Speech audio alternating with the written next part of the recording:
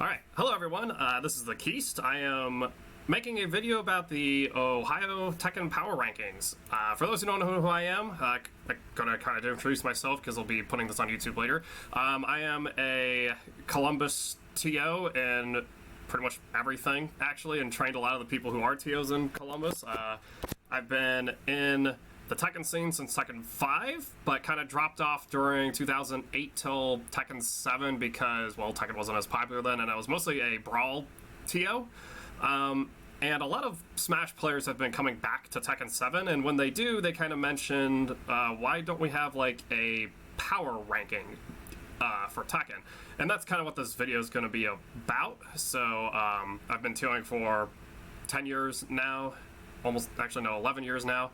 I've been running our Tekken weeklies here in Columbus, Ohio, and I've also been running bi-monthly series. That's just a Tekken event called Tekken Caliber, as well as other tournaments, and I've helped other regions with their events for who knows how long. And Tekken 7, just a little intro, Tekken 7's kind of at a place where we now have enough players to where we actually kind of needed to actually discuss who's actually better than who, because we just kind of can't get them all in one event. And that's kind of what this power ranking is. So what a power ranking is, it's pretty much just as it is. It's just pretty much, it's a ranking, right? So the reason the word power's in it, I honestly don't know. It was before my time when it was originally incepted. It was kind of a newer member in the scene, so I just kind of ignored it, like, oh, whatever, they're calling it a power ranking. But pretty much it's different from a regular ranking in that it's not 100% results based, which I kind of like, and I'll get kind of more into that later.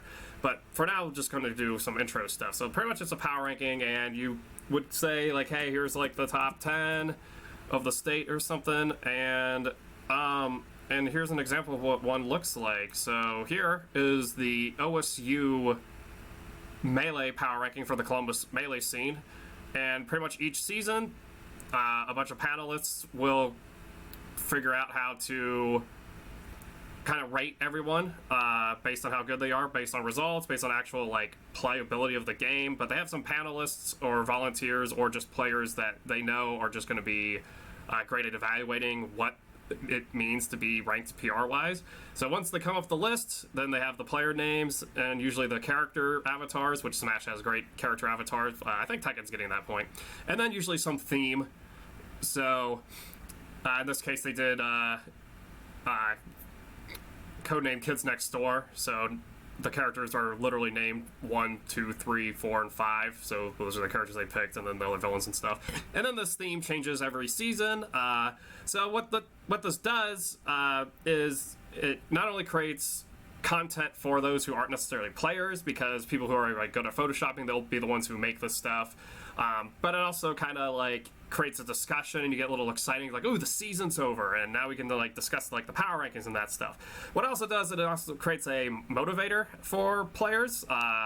So, you know, if you're not PR'd, then you can make it a goal to become PR'd. Or if you're ranked 10, then you go, I want to get to rank 6. And then the final, most important piece, and this was very helpful during the Smash era, is it now, it gives other regions an idea how to seed. So, if I'm a new player to Melee and I travel to Wisconsin, they can easily look on this page or on this image and see that TheKiest is not in the top 10, so they have a great idea of how to seed me. Whereas if I'm number 1 and I'm actually Dreffin, they've heard of Dreffin, or they at least, or maybe they haven't heard of Dreffin, but the point is that they can use this to really help with seeding people. And again, the panelists are usually, so this was for Columbus, but I'll kind of describe it for, like, a statewide panel, is usually players / TOs from every major region of the state. So back in Brawl, we had Columbus, we had Athens, we had Springfield, Ohio, we had Cincinnati, we had Northwest Ohio, and we had Neo as a whole. It was kind of a weird period, so Cleveland was just, I don't know why. And then Athens was a big scene, and Springfield were big scenes, which are both kind of dead scenes and fighting in communities anyway, but they held up a lot of players. So the point is, we had, like, around 6 to 8 panelists, and they had a back room, and every season they would collect results and discuss and vote on who should be the top 10. But back then, it was also the golden age of Brawl, where we had a tournament in Ohio every weekend for, I think, about 10 months straight, and that included like holidays during that 10-month period, which is absolutely insane. And during those 10 months, you'd get pretty much the same 30 to 40 people going to these events. It was crazy how busy we were during that period. So really, power rankings are cool when you have a scene that's large enough for them to work. And then I'm also kind of against them for other reasons. So the question is should Ohio Tekken have a power ranking scene? Because the one problem that we kind of mentioned earlier is we have good players in Columbus, we have good players in Cincy, and we've got good players in Cleveland. We kind of know where the best of those players stack up, but we don't know like how they would fight one-on-one, but we don't really have a organized official list that one can use as a goal setter, or a way to help promote yourself if you're looking for sponsors, or a way for outside regions to know, oh, these are the Ohio players, and these are the guys I need to watch out for if I'm looking at a bracket. Like if Comatose goes to, I'm sorry, well, Comatose might be a bad example because he's known, but like if Fuyu from Columbus goes to a CEO, they can go like, I don't know who this guy is, and then they look at the power rankings, like, oh, he's just a few slots or a slot above Comatose, depending on how the rankings actually pull out. He's probably not. Calm down, everyone. So the idea is it kind of creates that recognition, and then you know, if TheKiest is number 10, not 10, don't worry. If TheKiest is number 10, then anyone else can go like, all right, if I can just keep beating TheKiest, I can like get on the rankings, and then it creates that ladder. Kind of like similar to ranked play of, you know, it's easier to like aim for these little goals than it is to just get better at Tekken, okay? So the question is, should Ohio have the power rankings? Really, it comes down to the community. It's all up to you guys as a whole, and I'm part of the scene too, but it's up to us, I guess, as a scene. And then, oh, by the way, I'll get to, like, I'll kind of have a Q&A at the end or something. Or QA from, like, the chat. Because I'll kind of explain most of the questions, but pretty much it's up to the scene to decide, like, hey, can we do a power ranking, and can we be fair about a power ranking, and can we all agree on criteria without like causing more internal strife, which I don't think our scene has, but we're also not that large of a scene. I'll kind of get to that in a sec. So kind of my main issues was like just having a rankings is one, with my biggest problem is the events. I don't think we have enough events for our rankings, okay? So you can't use weekly events because not enough players travel from each region. They just can't. Like, a lot of us are not pro Tekken players. Some of us act like we're pro Tekken players and don't do anything but Tekken, but realistically, not everyone does that. So if I'm holding my Columbus, Donatos Tuesday weeklies, I'm not really seeing Cleveland and Cincy players. Like, yes, occasionally, but it's you know, it's a rare circumstance of like, oh, I was on top for a job interview, or like, oh, I had the week off and I was visiting family, or like Mr. J's case, my daughter lives here, so here I am, or something like that. So those are kind of why those kind of players show up. The problem is that while weeklies are great, and I'm glad that our scenes all have great weeklies, the best players, or a lot of the best players, only go to those great weeklies. And a great example of that's 50 Yen from up north in Cleveland. He's a fantastic player. I think he would definitely be in the top 10 PR, if not in the top 2. Maybe even, I don't know, I honestly don't know, because he doesn't travel to anything else, and I don't get to go to the Cleveland weeklies. Sloosh is not as an extreme example, because he does travel when he can, but travel is rare. And even if these guys could travel outside of the weeklies, what Tekken events do we have coming up? We have a Reflex coming up in Cleveland. They'll be on a Sunday soon. We got Tekken Crusade, which is the Columbus Sunday event that's going to be in a few weeks, and we got the Cincy one also in a few weeks. So at least we got the like 3 in Ohio for that. But after those are scheduled, what's next? Is there another Cincy scheduled in October? I'm not sure. There's not one for Columbus, I'll tell you that much, because our thing's bi-monthly, which, you know, that will change based on you guys. Reflex is also monthly, but again, like, even when the few Reflexes I've gone to, not every Cleveland player shows up, because it's now a monthly event and it's almost taken for granted. So we kind of not only need like more events to happen, we need more specifically we need more events that actually have players from like all regions. And, you know, and part of this thing is, like, it doesn't have to always be Ohio. Like, the Godlike monthlies that Indiana used to have, those I would count, because we had players from Cincy, Cleveland, and Cleveland all go to the Indiana tournaments. And, you know, you would get your data of, hey, how good are these players stack and stuff? Like, that doesn't have to be head-to-head. It's just basic, like, oh, this guy from Indy, it's like a, I don't know my ranks in Tekken because I don't do online, but it's like a Diamond League player in Indy took out like Columbus's best player, and then it was like destroyed him 2-0, and so you know you can use that to kind of help figure out like who's the best in Ohio and things like that. And now they've switched to Fridays. I don't know the attendance of that. I know our crew doesn't go because we have a weekly on Fridays now, and I don't know if Cleveland and Cincy travel out to that kind of stuff. You can use the majors, but there's really not much of majors that our scenes are going to. So, I don't know. We don't have a lot of events, and the events we have, not everyone travels to. So, I think that's the biggest thing. Like, if we had...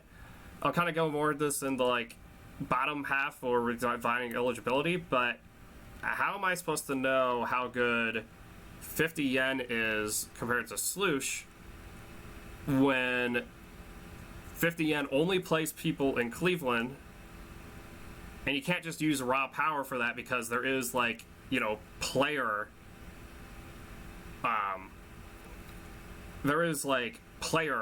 retrospect, like, I'm sorry, player matchup knowledge, right? Like, for example, Infamous Kev and Camp Polaro are very good players, but I'm one of the few mid-level guys, or even low-level guys, I would call myself, to be honest, who have taken sets off of those two because I have a better player-to-player kind of matchup, I guess. Like, I do better against Kev than, say, Ryan H. does against Kev. That kind of thing. And you all know what I'm talking about. I'm just poorly explaining it. The point is like, I don't know how good... Like, 50N might dominate all the Cleveland players or gets beat by Comatose every week. I honestly don't know the results these days. But I don't know what that means for, like, how good is he compared to Sloosh or MGS or whatever he wants to be called these days. I'm going to always butcher that name, but I'll probably just call him Sloosh for this video, but, you know, Mike Sloosher down in Cincy. How much better is he than Mike? Is Mike better than him? Who's the number 2 Cincy guy? How much better than him is he from Comatose? Or, from 50 yen. So, like, I don't know this. So we need more events where they actually come together. Columbus kind of is sometimes the place to do it, but, you know, we have to have a lot of people doing it. So, again, it just comes down to more events and stuff. Next is Legitimacy. This kind of has to do with the events as well, but pretty much how accurate is this list going to be? So this kind of, let's say we had enough events. We have a Tekken Columbus event every weekend. Or, sorry, like just an Ohio Tekken event, like maybe even 2 a week or something like that.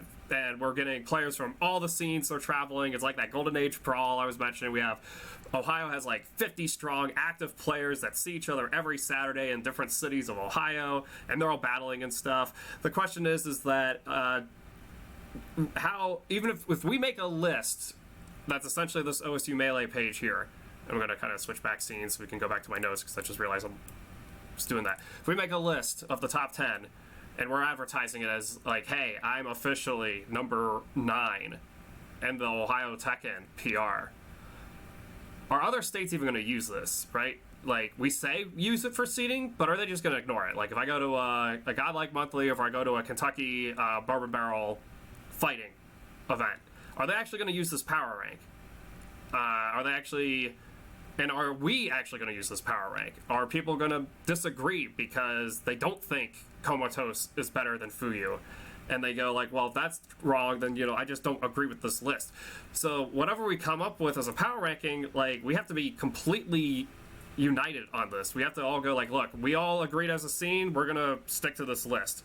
We might have minor complaints about it at the voting periods, or like complain about the process itself, which that's okay to do. But once the list is made, then we're gonna stick to it. We're gonna go like, hey, you know, back of my head, I'll go like, yeah, I don't think Fuyu's the 8th best player in the state, but I'm gonna say like, hey, Fuyu's the 8th best player in our state. You need to respect him for that and stuff. So there's no point in having a list if no one treats it seriously. I don't know if we have I don't know if our scene's at the point where we would treat it seriously. And I think the main reason for that's the panelists. I don't know who our panelists would be. I imagine myself for Columbus because I'm like one of the better TOs in the state and stuff, but I'm also not playing as often as some of the other players in Columbus. So like I'm confident that if I can play against two people, I can tell you exactly how far apart those two people are. I can do that no problem. However, I do not travel enough, so I can't really get that view on everybody like other players can. I'd like to travel more, and then that kind of goes back to point one about events, but really it's like, who are we picking to decide who's the best player and stuff, and it's got to be a player that everyone respects. And it can't always be the top player, because sometimes the top player is so high up there, right, that they don't even think about what the difference is between 8, 9, 10, 11, 12, because they're so far up there that they're just free. Like, playing them is just like playing someone who's never played the game before. They're going to easily like get a perfect once a game, and there's probably going to be a 2-0. They could probably use their third tertiary character if they even have one. So I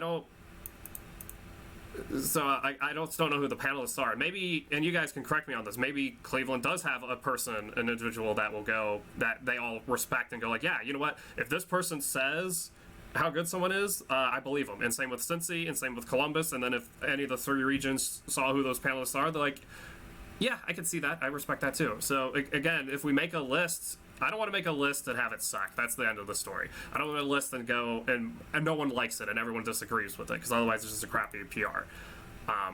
The final part that I have an issue with is kind of the class issues here. So we kind of, I don't want to get too much into drama because our scene really doesn't have any, but occasionally we get some poking from Cleveland and some overreacting from Columbus and vice versa. And it's kind of like,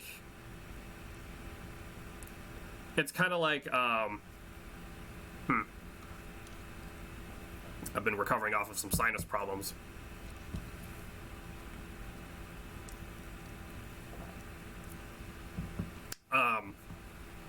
So we kind of already have like somewhat of a divide. Like we have 3 different chat groups on Facebook for Tekken. Let's put it that way. We have a Columbus one, we have a Cincy one, we have a Cleveland one. And I think that's fine, because those are more for like, hey, locally, I'm gonna play locals or offlines against someone else.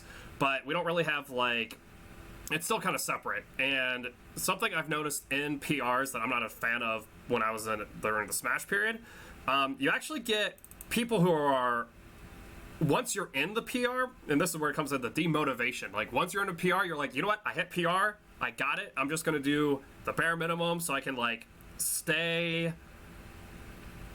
I can stay in the PR. I only have to be good enough to beat the number 10 guy, and I can just go to the bare minimum amount of tournaments. So let's say in that Golden Age, or let's say even with today, I can only go to, like, 1 event a month. And as long as I do good there, I'm going to be PR next season. It's going to be fine. I don't need to worry about being comatose. I don't care. And when you get players like that, and then you get ones who, and I don't think our scene would do honorable mentions, that's what this is, but other scenes kind of have like honorable mentions where it's kind of like, well, we couldn't put this guy in the top 10 list, but we wanted to note them as a player anyway. I don't really get the point myself. But the point is the honorable mentions, people are satisfied for just getting HM, when really you shouldn't be satisfied unless you're winning tournaments or you're playing to your best. And I feel like a lot of PR players in the lower end who really complain about not being on PR or happy they're on PR, they're not actually playing to be their best. They're just trying to play to like get into this list so that they can get that special seating privilege, so that they can get like that outside state clout. I don't want to see any of that in Tekken. We all carry ourselves fair enough and stuff. And then you finally get this like elitist attitude, which you see a little bit with like Columbus and Cleveland banter of like, the Cleveland players are much better than Columbus players, okay? Cleveland players are treating this game much more seriously, which is a little true, but at the same time, it's not that they're... I don't think they'd be snobs now, but you eventually get to a period where, like, PR players are mostly PR players are, yeah, they're just like, trying to think of the best way to describe this. It's like they start only playing against other PR players. Or like, they're a PR player in a state, and then someone goes like, hey, can I play you in casuals? And they go, are you PR'd? And you go, no, I'm an HM in Ohio. Does that count? Like, no, I don't want to deal with that. So pretty much it's just this like, for Smash this works because of how large it is, but for Tekken, I don't know if we're there. Like, do we actually have, and we'll kind of get to this more at the end, it's like, how many players do we actually need who are active and traveling to these tournaments to actually say that they're in this list and stuff? And if we create a divide between this, then that kind of hurts our already kind of smaller scene. Like, I feel like Tekken 7's still growing. I just don't know any risk of separation. I'm just not there. I just don't see it. So I don't think the scene would benefit from it. We can't really be divided on this. We have to be united on this. So that's kind of my 3 points. Again, for those who are just joining in, I will get to the Q&A in the chat to bring up all your guys' points, because you all bring good ones, and I have snappy comebacks for most of them. But the one person I'm going to bring up is the player agent, Marcus Coleman from Cleveland, who's also a Tekken player, but he was also in the Smash era. I played against him several times in Smash 4, during which there was the power rankings during that period. So I'm just going to bring up his points. If you just give me, guys, a sec here. I'm just going to kind of read each of these points. So, like, I gave my 3 points on the issues, and then agent's feedback for part 1. Oh, he kind of gave his own points. So, pretty much, I'll just post this in the Twitch chat. It's probably the best way to do it. And I'll kind of read this off. Character limit of 500. Bollocks. Okay. I'll just open a new one. I'll just call this agent's points. Okay, 1, I think your points are valid. I'm not hip to the Tekken region drama, so a split might be possible, as in he just doesn't know about it. But in my experience, most people don't take it seriously and see it more as a pride thing for their hometown, but this isn't Smash, and the other day people were taking it personal attacks over a game. So pretty much to summarize this, and I think this is a great point from Agent, is that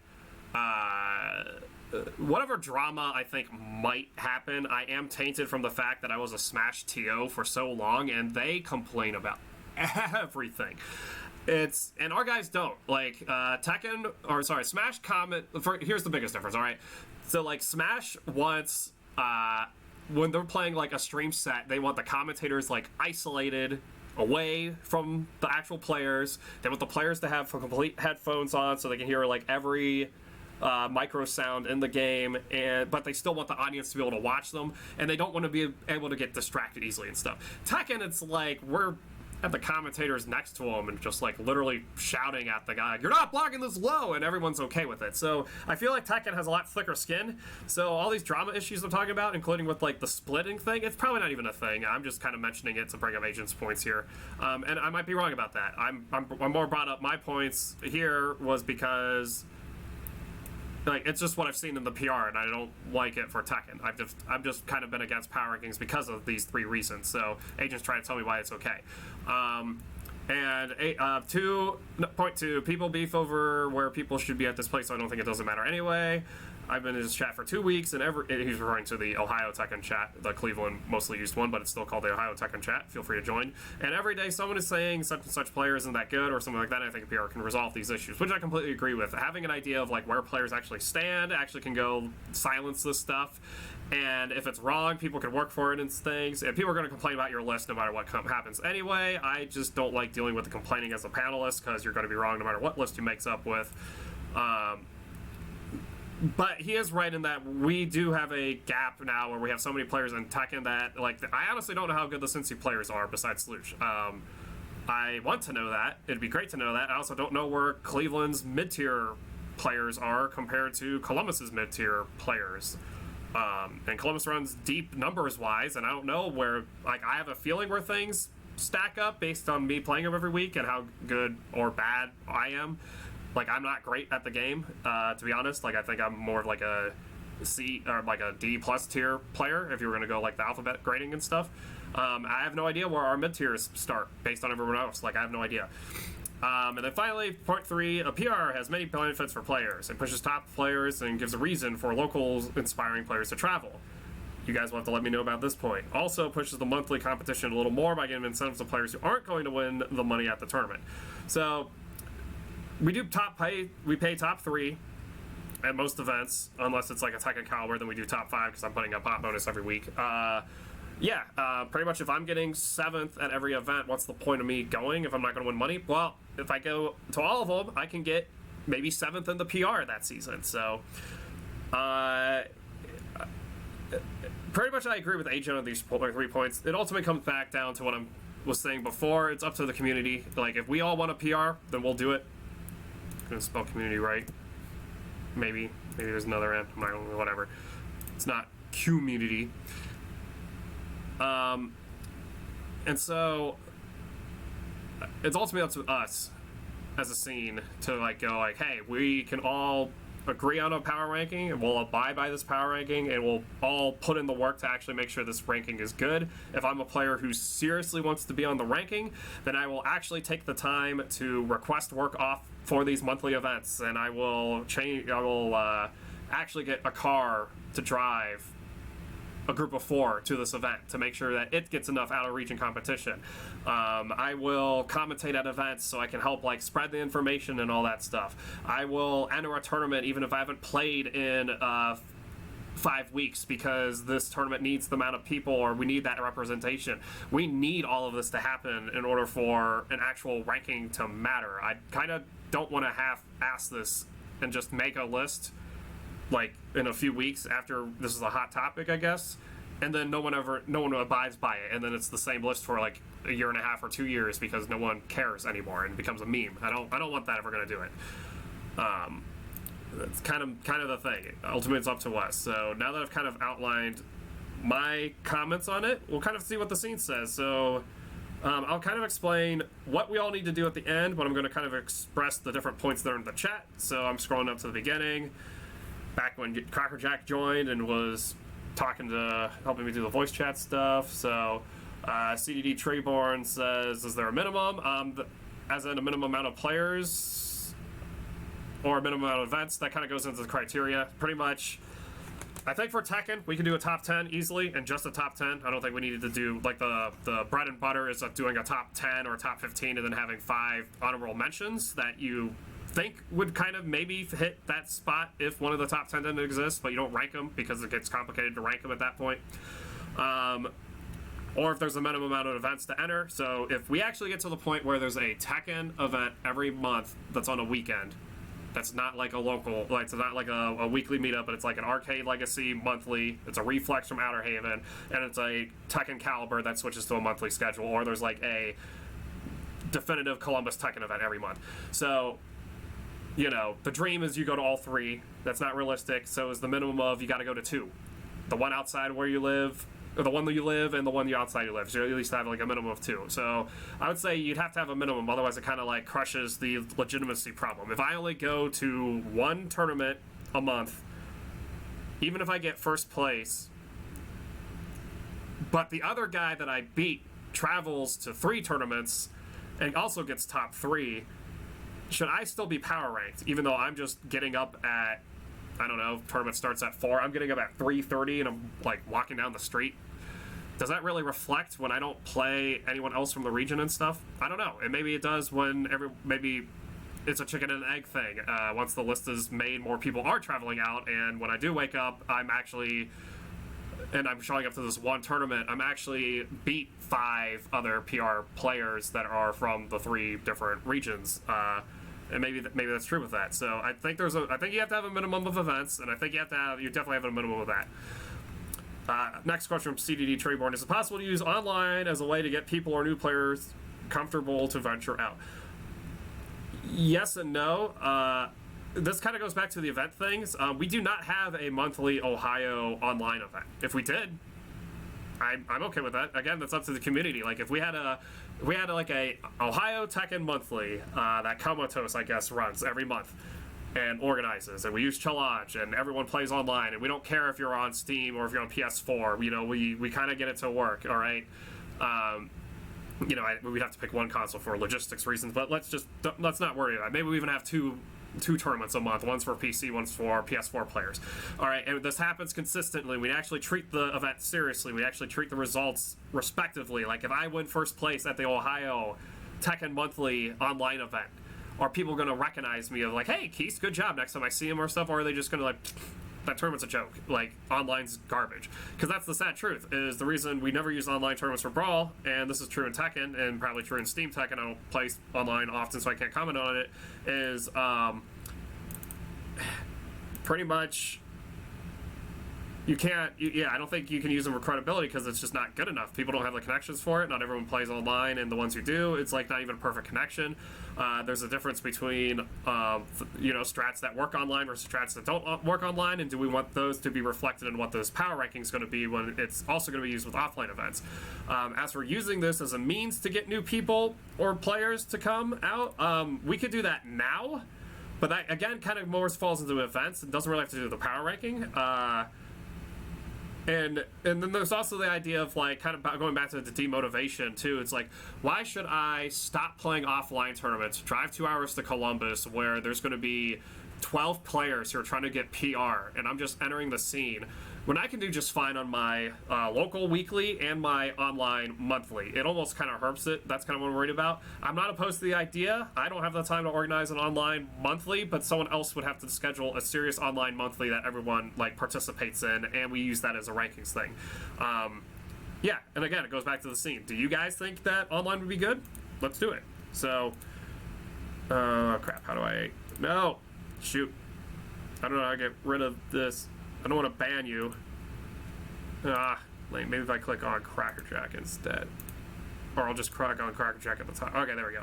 Alright, going down, Crackerjack said the same question. Need a list of people I can beat anyway. I know it's not a question, but yeah, this goes back to what Agent was talking about. It would be nice to have a bounty or a target list of, like, you know what? There's 10 people here. I can't beat Jump Comatose. Who's number 10? I'll start with him and get up from there. So that's cool. Maybe a league feed would help people commit quarterly. The problem with having a league fee is that, how do you even organize that? So, like, if I'm running my Tekken Caliber event, and normally it's $5 venue and $10 entry fee, the $10 entry fee would... Do I have to then pay another $2 to be in the league, or pay another $5 that month or that season in order to be in the league to have it count? If I'm a newer player who's PR eligible, do I have to then pay the lead? I don't know. Like, it's one of those, like, if I'm already paying for it, yes, I'm going to want to go to more tournaments. But am I going to pay the fee just to get ranked when I could just go to the tournaments? I feel this doesn't really help people commit as well as this sounds like it should. Because then you almost get into, like, you're paying to be in the PR. I wouldn't do this. If people were going to commit a quarterly fee, it'd be better to, like, commit that to the TOs in general so that we can run more events or run prestigious events. And then I don't think the skill gap's that bad in Ohio. I think you were referring to my exaggerated example of that thing. It might be, though, and that's the thing. We don't actually know. Like, how far apart is rank 5 compared to rank 6? And maybe the skill gap isn't that bad after all, and I'm exaggerating that. The problem I was saying in that conversation, though, is that the people who are ranked 1 might not be good panelists because they have a hard time distinguishing how other people are who are beneath them compared to each other. And that can happen in my case, too, where, like, I might not be a good panelist because I don't know the difference between first place and second place. I usually know because I also commentate Tekken and kind of play it that way. I was just saying it was something I was worried about. It's making sure, and I don't know what region you're from, Subway Wang, but maybe you do know the players well enough that, yeah, you know what, I can name all 18 Cleveland players, whether they travel or not, and I can actually rank them and tell you, like, how difference between the powers are in the ranks and stuff and help fit it in. And then, like Crackerjack said, Trinity Heroes and streamers probably have the best idea, so would players. One counterpoint I forgot to make, too, while I'm thinking about it, is the biggest difference in Brawl, and I'm going to list this here, is they did round-robin pools. So, as a player, I played against 8 different people every weekend in tournament setting because we did round-robin pools, whereas and that's, no matter how good or bad I was playing 8 different people every week at minimum in the tournament setting.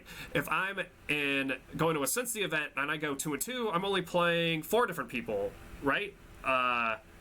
So I'm not even getting the full data. So you even need more events if you don't do round robin pools. And I've tried it at Tekken calibers, and we don't like round robin pools as a Tekken scene, it sounds like.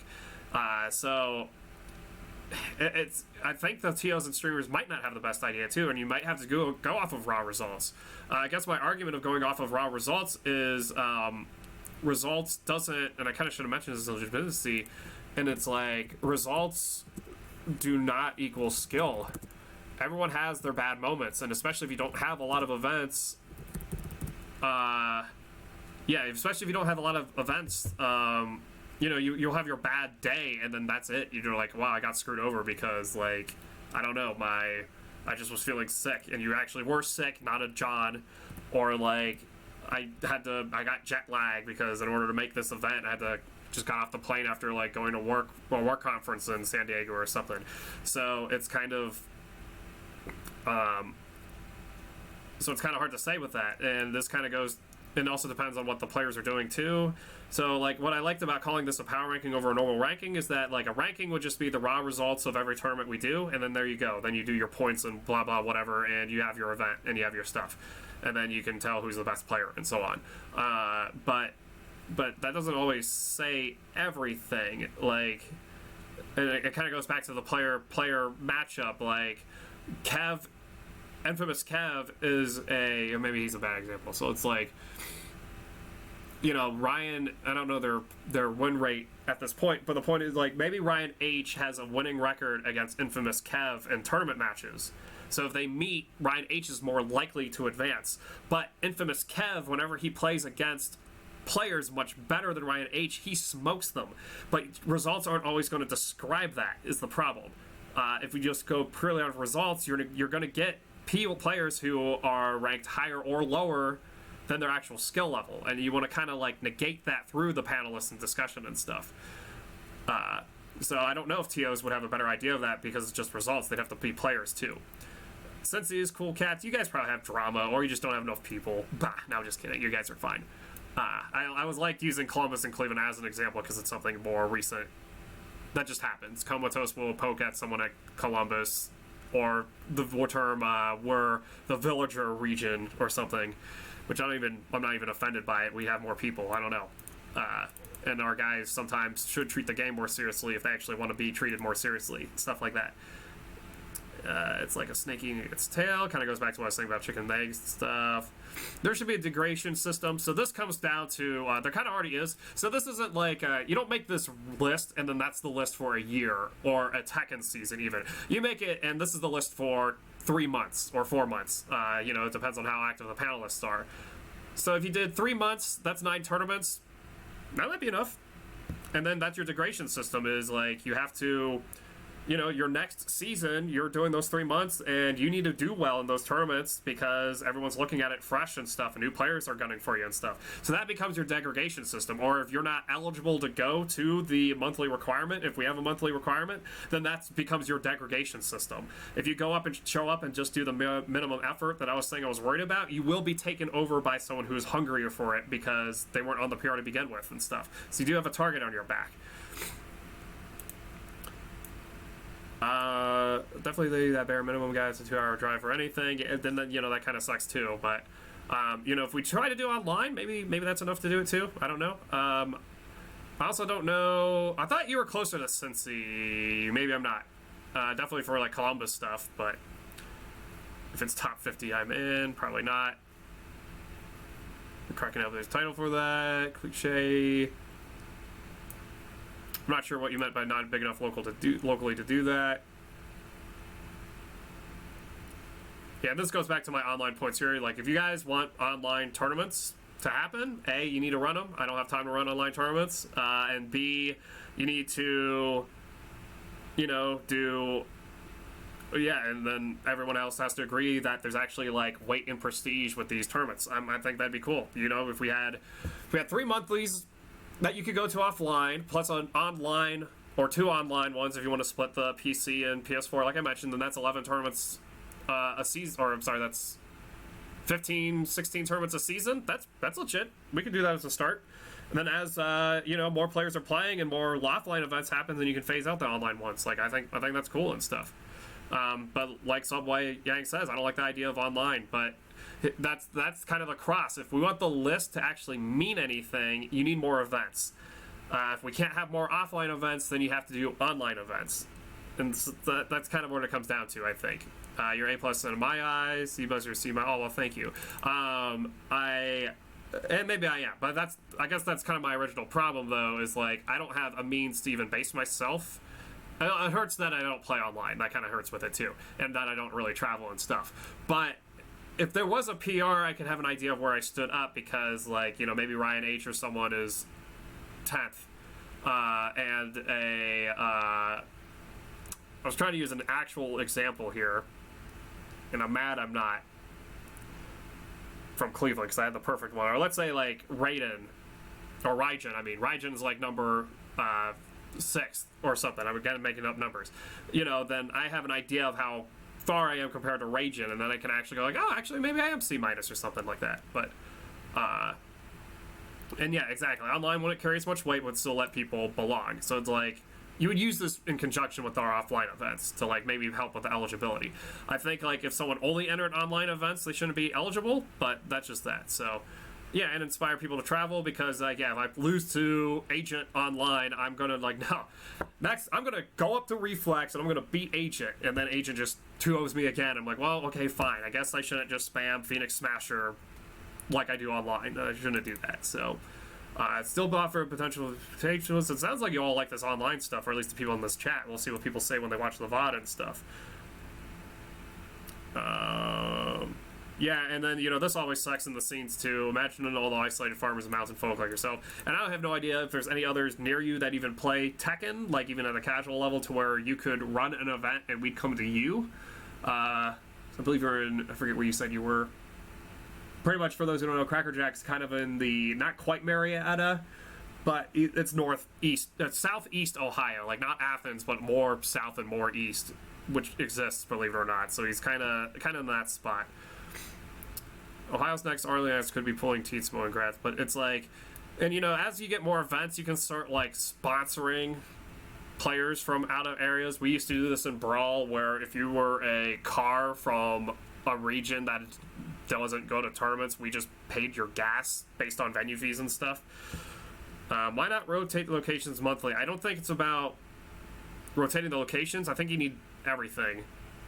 And indirectly would kind of become that. So if we had 3 events a month, one in Arcade Legacy, one in Columbus with Tekken Caliber, and Outer Haven's Reflexes in Cleveland, then you kind of already know, like, hey, in, what is it, August? Hey, it's September, we've got a Tekken Caliber that's actually going to get like Noel Strife and Michigan players. So like that's the time you go to Tekken Caliber. But then the Reflex that's in, or like regional that Cleveland is running in October is like, yeah, we've got a $200 auto pot bonus for Tekken this month. So then that kind of becomes like the monthly, I guess.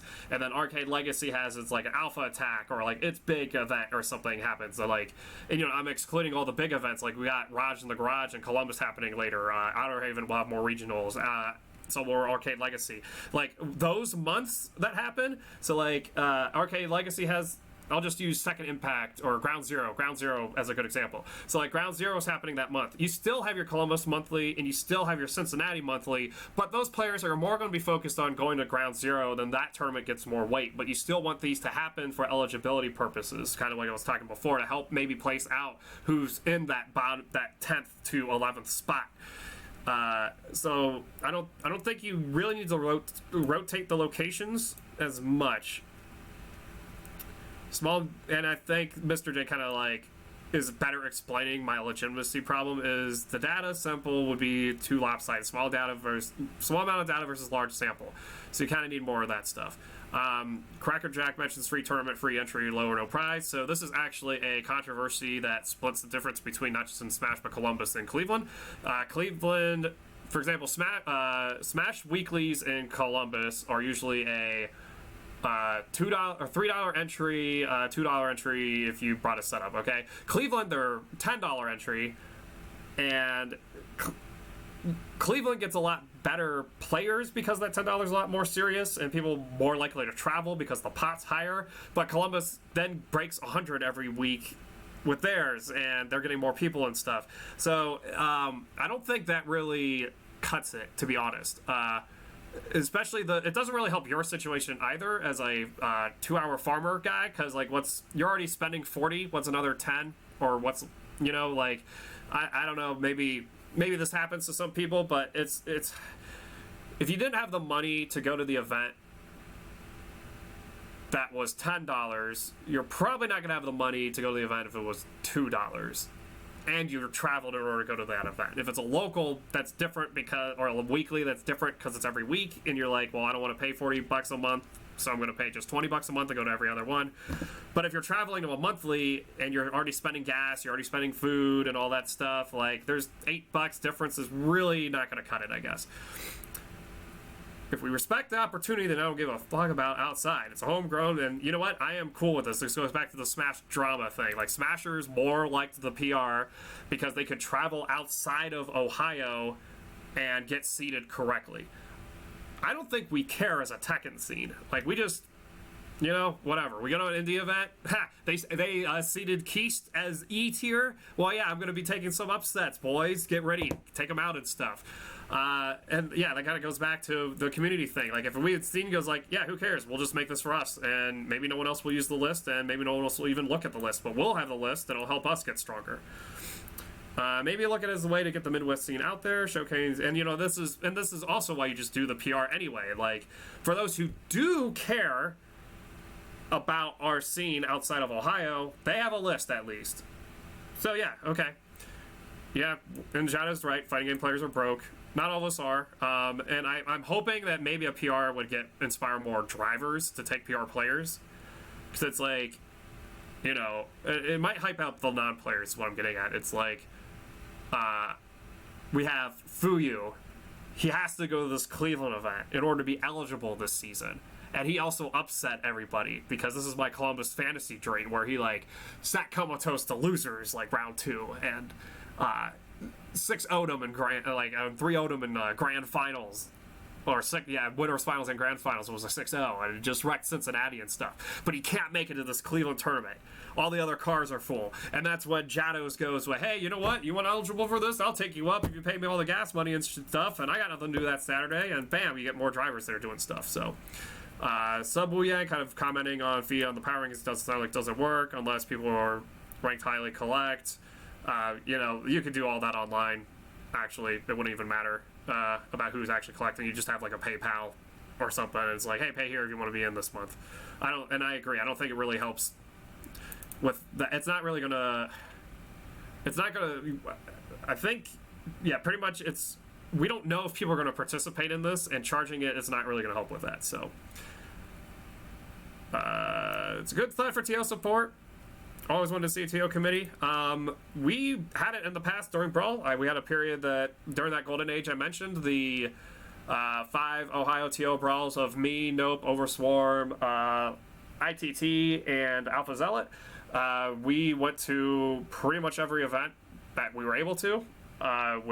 Pretty much the only reason you've done it is because you were sick or you had work, which was rare because we were all students, I think, or you had like an exam on Monday or whatever. And every time we had to do seating, all 5 of us would go into a back room and we'd seat the bracket as a whole, even though it wasn't our tournament. Maybe we'd observe or something, but then we'd always exchange notes and things like that. So, but back then it was different. We kind of all had the same ideas as a scene. I'll just use mine and Cleveland's example again, and I love Cleveland, but I think we have different mentalities.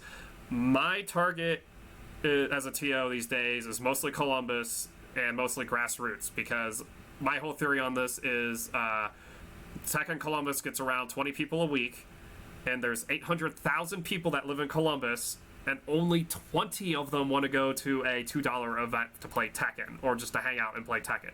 I don't buy it. Like, there's more than that out there, and we need to expand to that group. But if you expand to that group, or sorry, in order to expand to that group, you have to do things like you're not charging the $10 venue, you're not charging the $20 entry fee, you're not flying in your top level players to come in and 2-0 this guy who like may just go drinking later or something and just like, oh, that was kind of a waste of time. You need a scene that actually makes people stay in order to get that kind of like outside people in. We don't advertise enough against the outside the FGC. You got to be in a Facebook group or a Twitter account that follows everybody in order to even discover us. We don't post on Reddit. All sorts. We don't have a way out to the public. Outer Haven's goal, and this is good too, is to go the esports route of I'm going to be a legitimate business. I'm going to have sponsors. I'm going to highlight my players. I'm going to fly my players out to events that are going to have the Outer Haven or Life to Play game logo on their jerseys or on their stuff, so that those people or people will like view eyes on them. Like if I'm a Cleveland spectator, I will see like, oh, this place exists in Cleveland, I'll go watch and stuff. All that, I'll go buy their things, but that person is not going to go play Tekken usually, because he has to know that they already exist on Twitch to begin with, and if they do, that means they weren't already playing. So and then you also can't do things like Outer Haven can't really afford a cheaper venue because they have to like pay their staff because it's an esports thing, or they have to get sponsors to pay their staff because it's an esports thing. I try to tell people up front that I want to be just grassroots with all this stuff, and even the Tekken Calibers, I only have a venue fee because the venue we are at does it and it gets setups. But I just don't like. I don't know if a committee.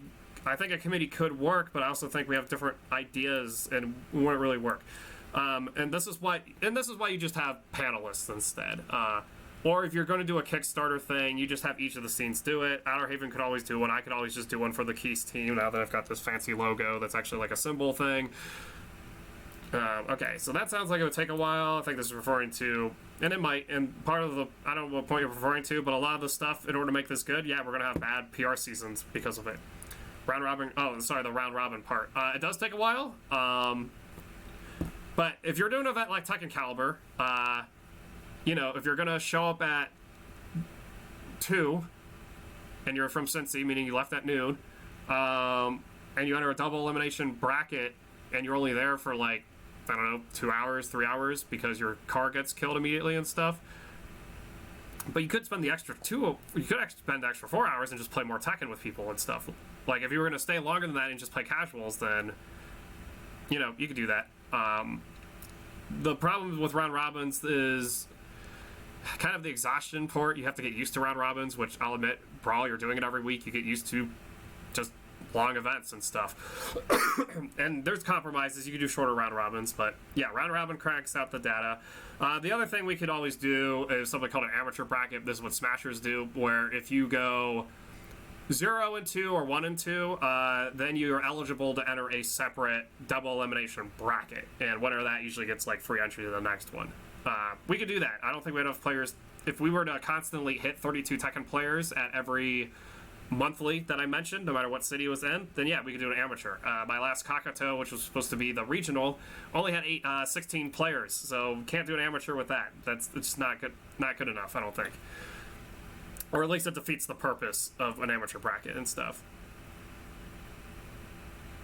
Yeah, 3 months make the most sense. Yeah, you're catching up and stuff. And yeah, you just do a seasonal thing. But like, an actual, I was making fun of this with friends the other day. It's like, why do TV seasons call them like a season when it's actually like a year? Why not just call it a year and seasons? Because we use the term seasons to mean like the weather, and it's, there's 4 of them. They're 3 months. That's it.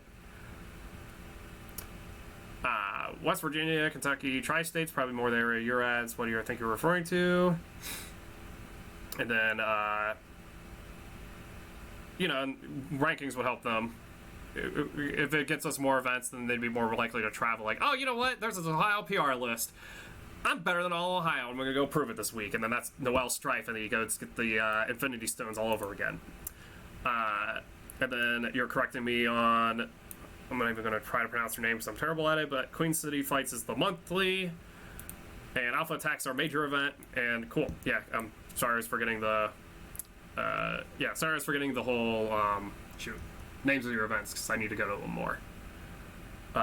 So it always pops up last minute, I swear. Like, this time, it's, I got a wedding that weekend for Queen City.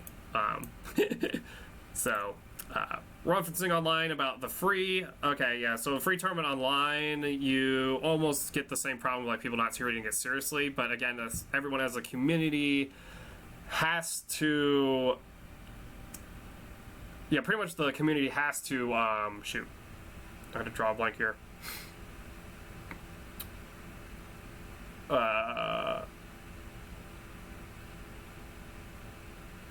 Yeah, it all comes down to like the legitimacy of it, right? So if you have a free monthly online tournament, are people going to try their best at it? I'll use this hand so you can actually see it. Are people going to try their best at it? And no matter what the result is, are people going to respect the result to make it count toward a PR? And again, this is all while online. And that's up to the online TO, whoever decides that. Like, you know, if they have to make it free in order to get like people to actually play in the bracket, then yeah. Because I don't know, I don't think a lot of people would want to pay even $1 to play on an online bracket, to be honest, because their connection's going to suck and they can't play the game they want to play. Up to the TO and that stuff. So since he does 10-10, I'm assuming this means for your monthly, not your weekly. The example I was talking about was their like weekly. But yeah, Game Zone, yeah, Ground Zero wanting 50 at the door. Yeah, it's a lot, but they have to in order to cover the costs. They're paying streamers, they flew in players. Again, it's an esports event. That's what it is and stuff. And yeah, this might sum up my reason for a PR. Why do you need a PR? Like, because you said no matter how I'm seated, why do you need a PR when you'll just beat people's asses? Maybe I'll just curse. I'll beat people's asses no matter what rank they are. So do you really need a PR if that's your motivation and stuff? So how you doing, Dowd equals ammo? Talking about the potential PR stuff. Chambergen asks, I like the idea of rotating monthly main focus tournaments. My free time is such that a major monthly I can plan in 10. So this kind of also comes down to the TOs and stuff, but okay, so there's two ways a major monthly can happen. Either A, the TOs agree with it. We might be able to pull that off. I'd have to see Outer Haven's new restructure thing. I mean, Kevin's here in Columbus. He could technically grand order them to do it. The problem is that, like, this goes back to skipping ahead. The Cleveland Weekly is like a $5 venue and a $10 entry fee every week. It's crazy, okay? So going back to the rotating monthly thing. So, Outer Haven needs entrance in order to sustain itself as a monthly. I do not need entrance in order to sustain myself as a monthly. So if in order for Outer Haven to go, yeah, Keist, your September monthly can be the Tekken monthly. We're just not going to run Tekken, or we're not going to expect a lot of Tekken players to show up to this, means that they're going to be losing money, and that sucks. But it's, again, what they're doing isn't wrong. It just conflicts with the idea of a rotating major monthly. And then if you're trying to put your eggs into one basket, then is it really you kind of have to like pick and choose. And maybe me, Jesse, and I can't remember. I'll just say Kevin, and yeah, maybe me, Jesse, Kevin could agree on this, and kind of go like this. We indirectly kind of do it already, where, if I'm not going to try to hold a Tekken caliber during Ground Zero's month, but I could. I just wouldn't expect many players to show up. And then same with Outer Haven. Like, I'm not going to schedule a Tekken Crusade during Alpha Attack because I don't want to take players away from Alpha Attack. But if we're a serious PR, then maybe that's not the case. Maybe everyone's going to Alpha Attack no matter what happens, and the Columbus guys are still going to go to Tekken Caliber, or more specifically up north where Outer Haven has the problem. Everyone still goes to Alpha Attack up in Cleveland, but then they still go and support their local monthlies so that Outer Haven can keep running monthlies, I guess. So that's kind of the main difference there. It's kind of the problem with the rotating monthly thing. I feel this more becomes natural based off the players, not the TOs. I think that's the better way to do this, is the players as a whole kind of like, you know what event are you going to this month, Tapergen? And you goes, and then you're like, well, the only time I can go this month, only time I'm free this month is during Cincy's, I already forgot the names because I'm so bad with names, Queen City Fights. And it's like, okay, I was kind of half and half on going to Queen City's Fights, but you know what, this time I'm going to go because this is the time that you're able to go. And then naturally that then becomes the rotating monthly, because it's like, oh wow, this is the event Chamberlain can go to. Or like, oh hey, Comatose got a helicopter and now can actually get to the October Tekken Crusade. So this is the time where we all go to Tekken Crusade. Like, I think it just naturally happens that way. Alright, pizza shop basement feels like a mom's basement. I guess you're referring to Donato's. Not really sure what this is. We'll see that for. Yeah, and I like the idea. Again, I like the idea of the PR from like the good benefits, but I think people are overlooking the bad benefits, which is why I mostly made this video, because there's plenty of them. And I don't think Tekken's big enough. My fear is that I don't think Tekken's big enough to like survive it, I guess. Okay, what if the rotation including some...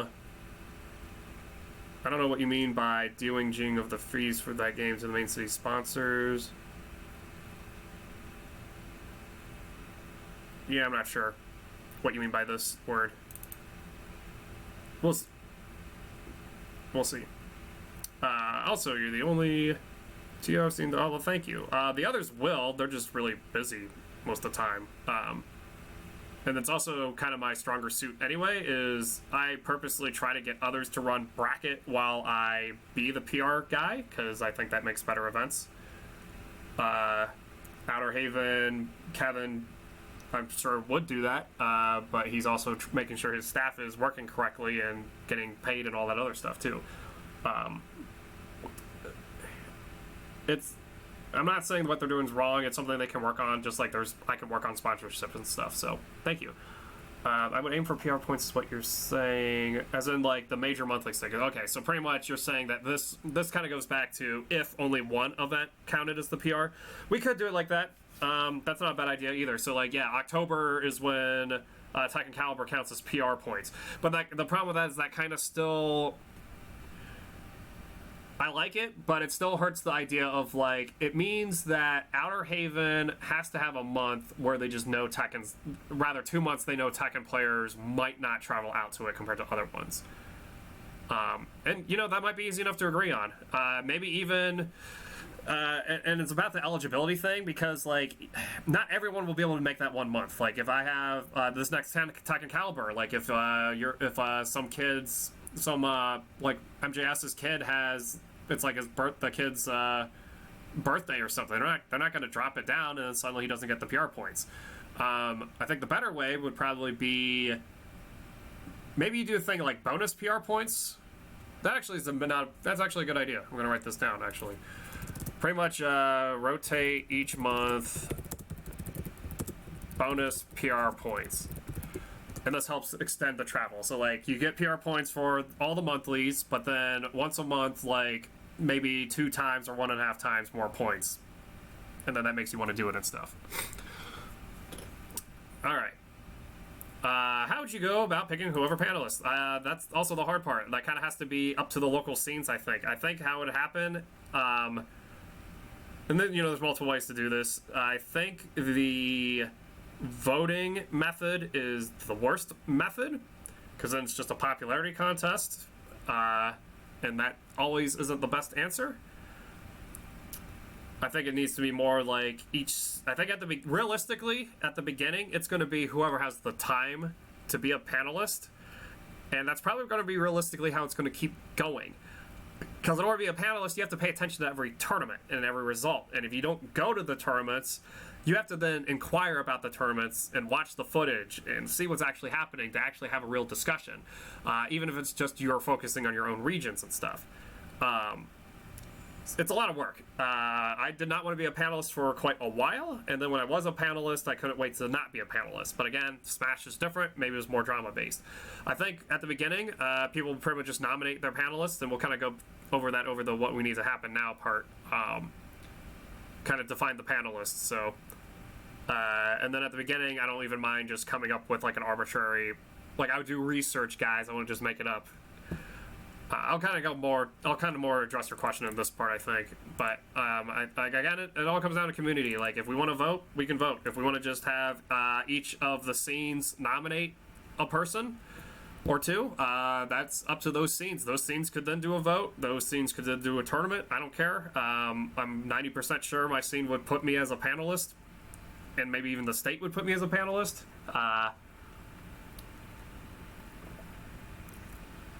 Dividing of fees, like PR insurance.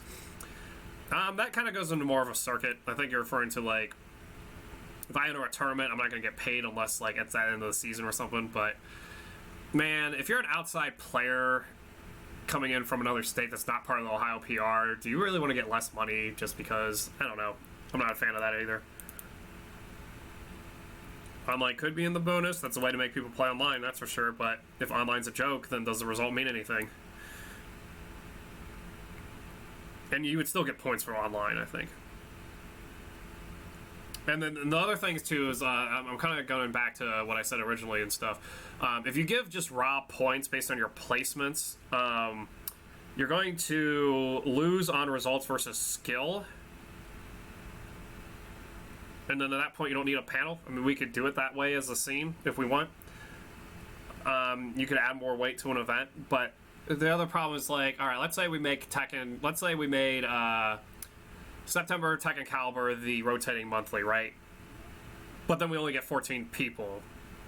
And Cincinnati's Queen City's fight still got like 27 people. Then, like, what was the point of calling it that anyway? So, I don't know.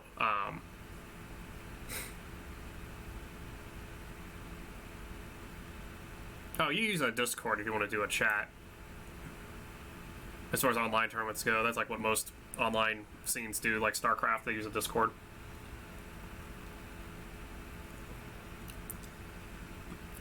And you don't want to run stuff on your phone anyway, use your laptop or computer. If you don't have one, then you shouldn't run an online tournament. It's the sad truth. Okay, so I'm thinking we're going to wrap this part up with a Q&A at the chat, so if any other points pop up, try to post them in the YouTube comments or something. Maybe I'll address them at the end. I'm going to wrap this up at the... Well, it's going to take a while to wrap up, but kind of at the... Just kind of put this here for my sake so I can put it in the timestamp. No, maybe I'll just start it at, like, yeah. It says, yeah, recording at 107:11. Pretty much. What do we need to happen now? First off, define eligibility. What does this mean? How many events do you need to go to a month? I recommend 2. We have 3 monthlies. Go to 2 of them. Then you're on the list. Or at least that's how you get eligible to be one of the top 10 members. Okay, and this kind of goes in the criteria. Do we want to use a point system or do we want to use a panelist judge system? My vote's on the panelist judge system because our scene is not large enough to have people farm points. If you have the farm points thing, you're going to kind of get Comatose, Campolero, and Slush's Cars. All those players are going to be your top 10. Because the other guys will not be able to get enough points to catch up to them, even if those guys go 2-2. So my vote's on a panelist judge system. We can always switch the points. None of this has to be permanent, too. So this goes to Jad's question. I could start off with a list. I could have it reviewed with Comatose and Slush, and we just have a list, and we start off with that, and we come up with our panels the season after. So I could, like, you know,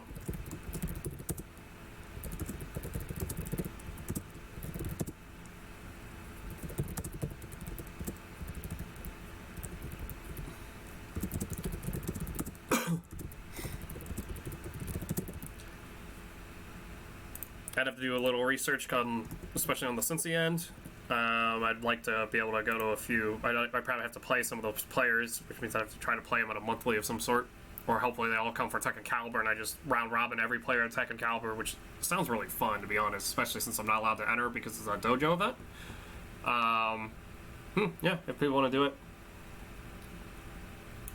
I think we already defined the seasons And if we don't have enough tournaments to do, 4 times a year, or the results don't change, then you just don't. Then you do like 3 times a year instead. So it's sounding like they do and they don't. To answer this question, I guess the best way I would describe a good ranking, is how do I fare against every other Tekken player in the Midwest versus how you, or in the world. We'll just go with that. How do I fare against every Tekken player in the world versus how you, Subway Wang, fare against every Tekken player in the world? And we do that comparison with every Ohio player, and whatever that ranking is your perfect power ranking. So outside state results definitely would factor into a PR. I think this goes into more the criteria of like what events are PR eligible. And I think a good way would be if you have I think just a simple presence of all 3 Ohio regions. So going back to a Godlike Monthly, we had all 3 there. We had a Cleveland car, we had a Columbus car, we had a Cincy car. So you know what? That event could count towards the PR. Or it's final round. We have a Cincy car, a Cleveland car, and a Columbus car all going to the final round because it's a sweep major or combo breaker. Then that would count towards the Ohio PR. And then there, what you're doing is you're comparing how good those other players and like the names you've taken, as well as like how far you placed and stuff. Maybe it's more data. So I think they help. And I would say, pretty much I wouldn't say they give the final say, and I don't think you would use them as in any part of a point system, but you at least use it for the eligibility. So like, I couldn't make it to any of the monthlies this month because I was at Combo Breaker, but so was everyone else. So use the Combo Breaker. I know one of the criteria Ohio used to use, but this only works after you have a list, is you had to have 3 PR players entered event. That helps a lot too, because that means you have people grinding for it and it actually matters. So whatever results are there, because there's 3 PR players there, that means it's eligible. And you can also use that for online too. So once I have the list, if 3 PR players, I don't even say this here, could be used for online, could even make the number higher online to make it more eligible and stuff. Yeah, I'm glad I did this live because you guys have all brought me better points. So I'm going to give I'm thinking what can actually happen is we might be able to start this up where I make a list and then we use that list and go from there. Like I discuss it with Comatose and Sloosh for now because they're like the best players in the scenes. Unless those 2 have a better person they can recommend to me, and then I just make a list and get my graphics guy to make a pretty list. And we just use that list, and then we make up the criteria for like, all right, this is the season 0 PR. If you want to be in the season 1 PR, this is how events become PR eligible, and this is how players become PR eligible. And then if we have to add stuff like the major points things, then we can add the major points things. So that's kind of my wrap-up thought, I think, on this. So, I think we'll settle on that. Any final thoughts on the stream before I close out this recording and go eat my dinner? You all brought up some really cool points and stuff.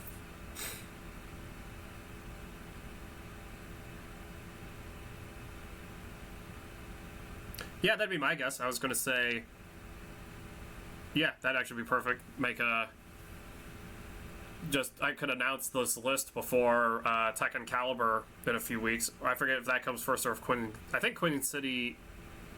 Shoot, what is the order?